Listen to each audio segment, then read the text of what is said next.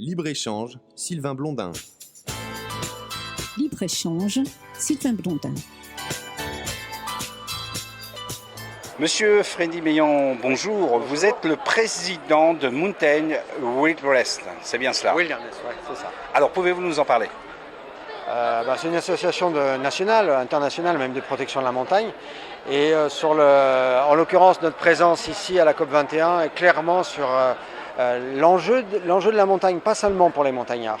Parce que par exemple, quand à l'échelle internationale, les températures ont augmenté d'1 degré, les Suisses viennent de confirmer que sur le territoire suisse, c'est 2,5 degrés. C'est-à-dire que si on continue à ce rythme-là, si on prend encore 2 ou 3 à l'échelle planétaire, potentiellement, ça fait du plus 4 ou du plus 5, plus 6% dans les Alpes. Et alors là, on touche à la catastrophe, dans le sens où, bien sûr, les glaciers, mais les rochers eux-mêmes. Et puis, bien sûr, ça va impacter beaucoup ceux qui y vivent. Mais la montagne, c'est quand même un des seuls lieux où, par exemple, les Européens peuvent se retrouver, se ressourcer dans la nature.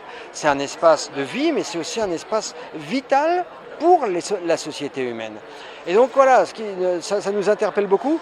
En même temps, je crois que les montagnards commencent, alors un peu tardivement, c'est vrai, mais ils commencent à se mobiliser quand même, les acteurs de la montagne. Ça devient urgent, mais ce qui devient sacrément urgent aussi, c'est qu'il faut que les États au niveau international prennent des mesures, parce que sinon, cette richesse que nous avons, qui est une richesse commune pour nos populations, risque de partir un peu en déliquescence, quoi. Ce qui est un sacré problème quand même pour l'avenir des montagnards, mais bien au-delà de toutes nos sociétés humaines.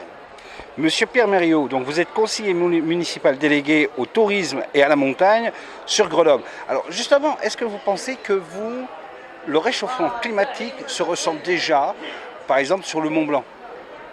C'est clair, ça se ressent sur le Mont Blanc, mais on n'a pas besoin de monter à de telles altitudes. Même dans la cuvette grenobloise, on sait très bien que le réchauffement climatique commence à avoir des effets visibles.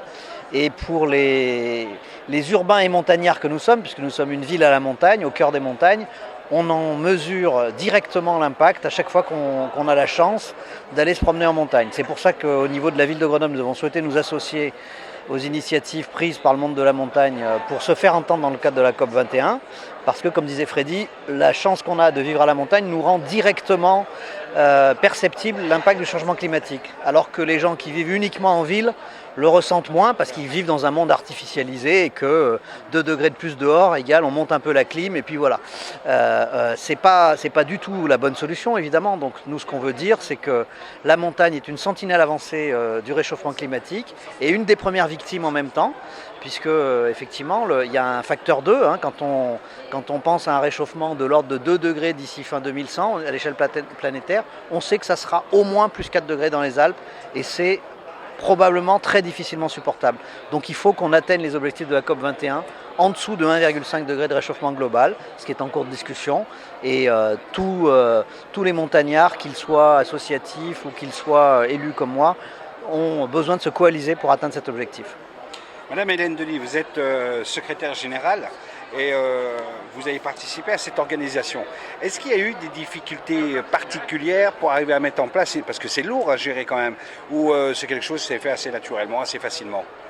Ça a été relativement difficile parce que la montagne n'arrive pas à être présente et à être représentée à la COP. Et c'était notre problème majeur. C'est-à-dire que les océans sont là, la forêt, on l'entend tout le temps. La montagne, elle n'existe pas, elle n'est pas écrite dans les textes, dans les négociations, ils n'en parlent pas. Donc on a essayé de faire quelque chose. J'étais alertée par mes amis de l'UICN de l'océan. Et ils m'ont dit, la montagne n'est pas là, tu dois faire quelque chose. Et comme j'ai la chance d'être secrétaire générale d'une association internationale d'alpinisme, j'ai un peu bougé les gens et on a réussi, en se mobilisant avec des Français aussi, parce qu'on avait besoin d'être sur place, à monter ce stand. Vous pouvez venir le visiter, ils vous montrent les dégâts dans les montagnes dont ils ont dû vous parler, la fonte des glaciers, les écroulements rocheux qui ont été extrêmement importants à la fin de l'été 2015, et puis aussi les fortes inondations ensuite. Tous les risques naturels sont exacerbés, pas tous, mais beaucoup de risques naturels sont exacerbés par le changement climatique. Et la montagne offre une prise de conscience pour les gens, d'aller voir ce qui se passe, parce qu'ils ne se rendent pas compte.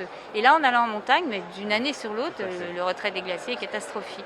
Voilà, donc on a des membres un peu partout aussi dans le monde, et On a une commission, on en parle avec eux. On a essayé de faire passer un texte dans les négociations, mais on s'y est pris sans doute un peu tard. Ça sera pour l'année prochaine. Mais on voulait que la montagne soit reconnue. Voilà.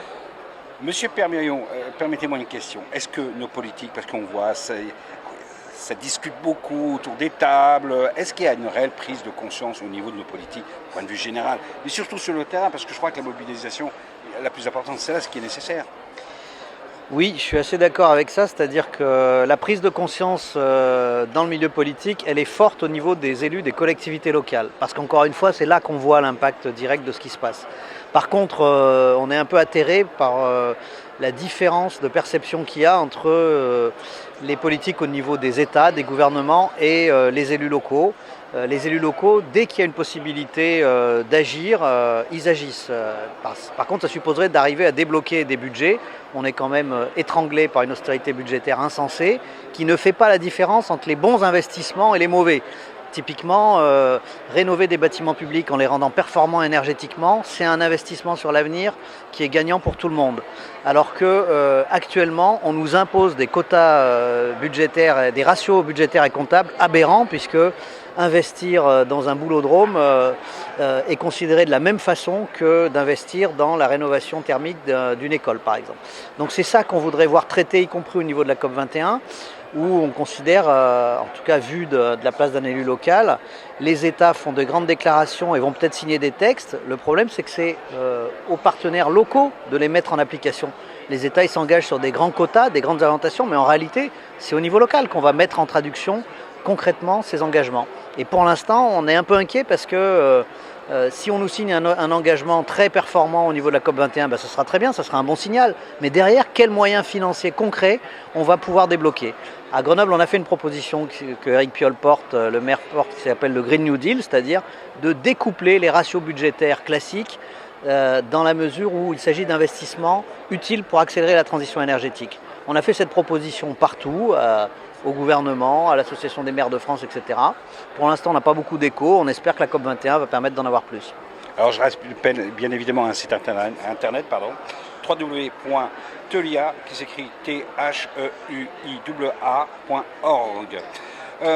Monsieur Freddy Meillan, vous qui êtes à la montagne, vous êtes un montagnard, est-ce que vous pensez que les touristes, est-ce que vous pensez que les populations aujourd'hui sont sensibilisées et vont vous apporter ce soutien? Ah oui, mais clairement, ce qu'a dit Pierre Mérieux tout à l'heure est très vrai, c'est-à-dire que quand on est en ville, on peut ne pas voir le changement climatique, 1 degré, mais en montagne, on a pris 1 degré en un siècle. Mais ce que je dis souvent aux gens, montez voir 1 degré en un siècle, les conséquences sur la montagne sont, mais c'est pas visible, elles pètent à la figure, quoi, de tout point de vue. Donc c'est clair que les gens qui vont en montagne, et notamment en haute montagne, parce que c'est là où c'est le plus spectaculaire, à 2500, à 3000 mètres, là où il y a encore la fin des glaciers, là, on ne peut pas ne pas le prendre pleine figure, quoi. Donc ces gens-là sont forcément sensibilisés. Après, le problème, c'est, on voit les conséquences.